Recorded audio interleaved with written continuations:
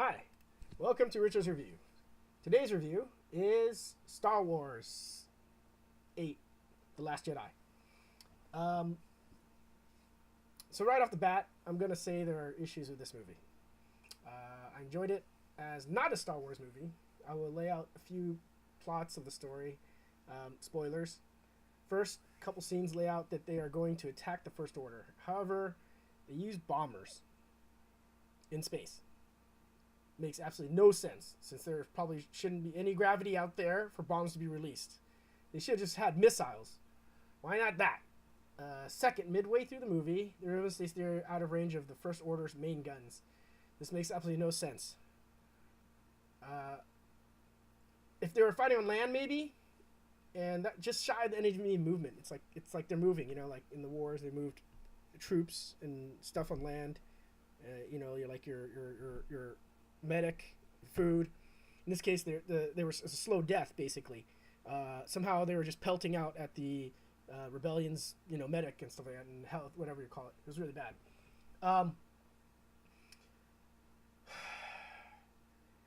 They're in space, and lasers and missiles go very far. It's all backwards. It's a vision of what would happen. Lastly, there's a scene with the rebellion sacrificing a ship with their leader. I guess in the far, far away, they never heard of autopilot. Okay, enough of bashing. I did enjoy some parts. Luke as a teacher was amusing.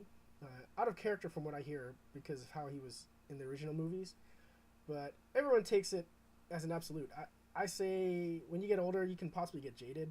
I'll accept that, They added some comedic parts, and it was semi-enjoyable. I did like Luke's character and Benicio del Toro's. Yoda was a good addition.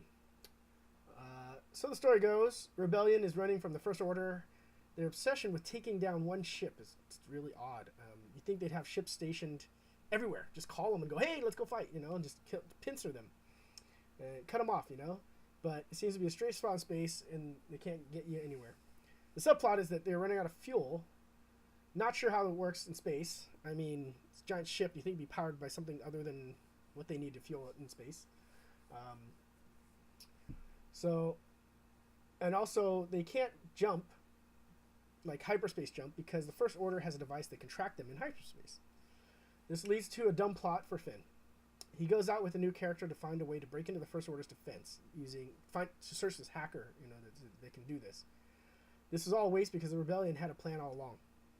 Why not disseminate this information amongst the people? Odd. Just keep it a secret and, pretty much put everybody in peril that wants to help you. So Finn's adventure seemed very useless. He went out with a new character and did this whole scene on this other planet they had time to go on another planet, and they did a scene where this whole animal rights thing where, I gotta free them. They can't be slaves. Can't be in captivity. And yet they met these kids that were slaves and did nothing. Make any sense? I don't know. Okay. Rey's training seemed too much like Kung Fu Panda. It was very like, I'm not going to train you, then I'm going to train you, and then I'll train you certain things. And oddly enough, Luke does say that he's going to teach her 3 lessons. He only shows 2.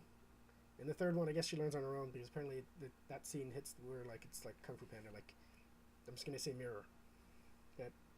The scenes with Rey and Kylo were pretty funny, where they were talking in this force space, if you want to call it. Force phone dial. I don't know if you call it the future Tinder, if you want to call it. But it seems odd that Snoke would set this up. Wouldn't he tell Kylo when this is all happening? It's just kind of random. Like, he'd be anywhere and it just happens. But there were some comedic scenes with that. It seemed random throughout the movie to just pop in with one of these. Okay. More issues with the movie.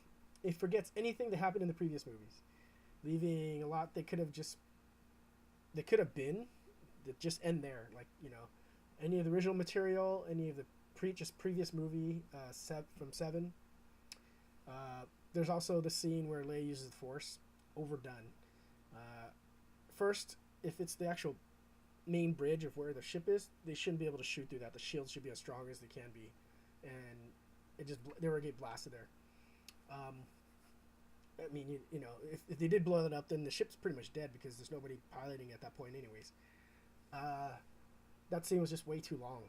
They should have shortened it and the distance that it happened. I mean, that way it'd be a little more believable, because she's always been known to have the Force You know, to be able to communicate with her brother. Um, it just seems like their whole plan was kill off old characters, except for Chewbacca. You know, he's gonna survive, but they didn't even let him eat during the whole movie. It was this whole animal thing. I'm not sure what it was. There was a scene where he just had to starve. I didn't like how they ended Snoke. That twist should have been way better. I mean, it should have been like, I know what you're thinking, that I'm thinking you're thinking, from, you know, Kylo when he pulled that move. Because I mean, he used the Force. Why wouldn't he have sensed that in the moment he's talking to them? It's like pretty blatant. He's got to use it. He's using his hand. But the fight scene that did build from this was pretty cool. Could have been better, but, you know, still worked for me. They did a two dual fighting thing. They did release the plot of where Rey's family was. It's just kind of sad, but I mean, at the same time, I could accept that too. I mean, you know, they're expecting everybody to be like perfect in this world. I did enjoy the last scene with Luke. It was a bit crazy that Rey could move so much stuff through the Force, considering limited training time. The scene where Finn was going to sacrifice himself for the cause was horrible. Someone stole his thunder. I guess to make money, they wanted to keep him in the story. They just wrote these really poor dramatic scenes. This movie had a lot of potential and was written in too many directions, though. It just seemed to be made for kids as well. Like all the plots were just simplified. Too many plots, and the story kind of goes that anybody can have the Force, or can develop having the Force in a sense, I guess. I was actually okay with that, since they never really said it had to be linked to any bloodline or race. It just appears. People will, you know, eventually see it in someone. The movie itself had a lot of visuals and special effects. Epic? Not really. It lacked in some areas and fell too much into a Guardians of the Galaxy comedy. Rating for this movie? 2 stars out of 5.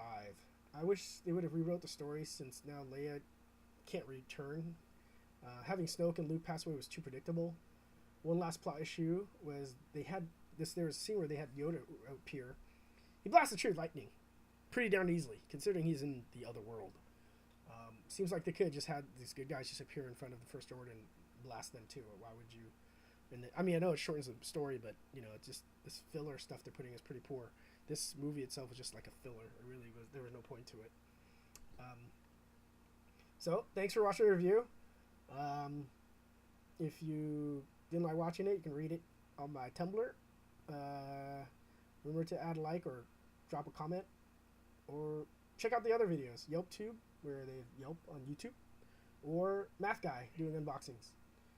Thanks.